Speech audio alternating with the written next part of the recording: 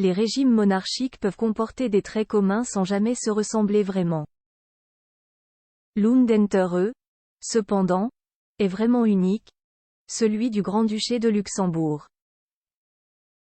Ce 7 septembre 2023 marque l'anniversaire de la montée sur le trône luxembourgeois des Henri Ier, fils du précédent grand-duc, Jean.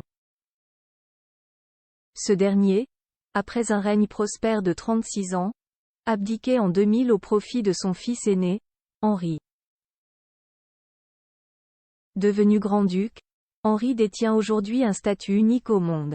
En effet, il devenait il y a 23 ans le dirigeant du dernier grand-duché du monde, seul survivant de 12 grands-duchés instaurés durant l'ère napoléonienne, et éteints pour la plupart après la Première Guerre mondiale. Né en 1815, le Grand-Duché de Luxembourg perdure encore aujourd'hui. Il n'a acquis sa souveraineté qu'en 1839, et sa première constitution date de 1848, avant qu'il ne devienne un État libre en 1867.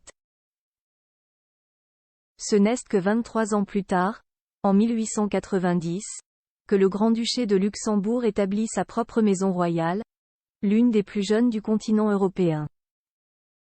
Suivra l'accession au trône du grand-duc Adolphe de Nassau-Weilburg, dont descend le grand-duc Henri, époux de Maria Theresa. Son fils Guillaume, papa de 2 enfants avec son épouse, Stéphanie, prendra sa succession.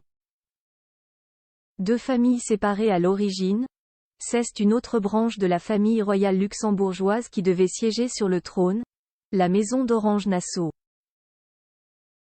Mais le dernier grand-duc de cette branche, Guillaume III, n'ayant eu que des filles, il fut décidé de passer la couronne à la maison de Nassau-Weilburg.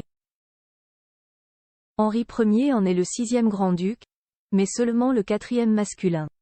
En effet, à l'initiative de Guillaume IV, les femmes purent elles aussi porter le titre unique au monde de grand-duc et devenir grande-duchesse. À ce jour, seules 2 femmes ont été honorées de ce titre. Dana Press.